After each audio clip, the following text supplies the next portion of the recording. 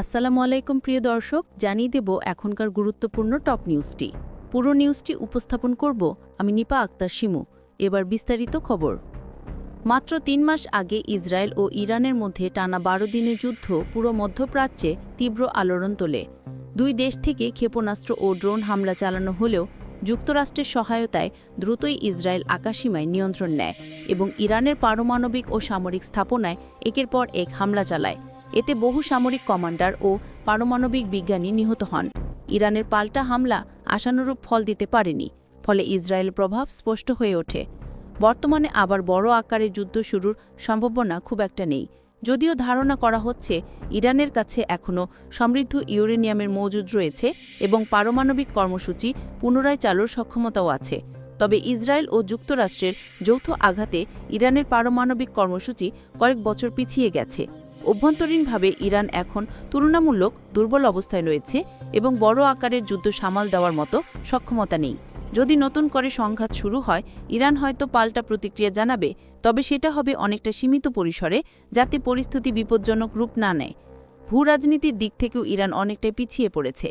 একসময় Hamas, Hezbollah কিংবা সিরিয়ার মতো মিত্র গোষ্ঠীর উপর ভর করে প্রভাব বিস্তার করলেও এখন সেই সমর্থন অনেকটাই কমে এসেছে। এরই মধ্যে দেশটির ভেতরে পানি ও জ্বালানি সংকট নিয়ে অসন্তোষ রয়েছে।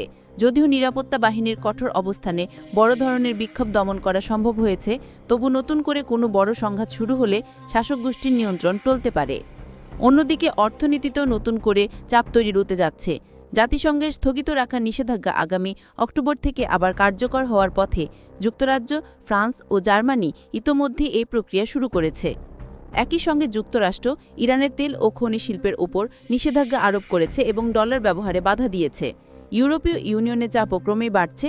যদিও চীন এখনও গোপনে কিছু তেল কিনছে, তবুও সম্ভাব্য শাস্তির আশঙ্কায় বড় কোম্পানি ও ব্যাংকগুলো ইরানি তেল বাণিজ্য থেকে দূরে থাকছে। এতে ইরানের আয়ের পথ আরও সংকুচিত হয়ে যাচ্ছে। তথ্য বলছে ২০২৫ সালের প্রথম ৬ মাসে ভাসমান কন্টেনারে ইরানি তেলের মজুদ কয়েক গুণ বেড়ে গেছে। এর মানে হলো ক্রেতার আনতে এখন দেশটিকে কম দামে তেল বিক্রি করতে হচ্ছে।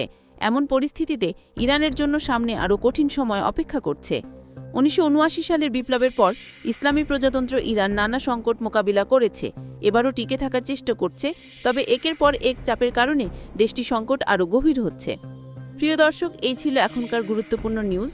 আরও গুরুত্বপূর্ণ নিউজ নিয়ে ফিরছি কিছুক্ষণের মধ্যে। নিউজগুলো সবার আগে দেখার জন্য এই চ্যানেলটি সাবস্ক্রাইব করতে ভুলবেন না। ধন্যবাদ।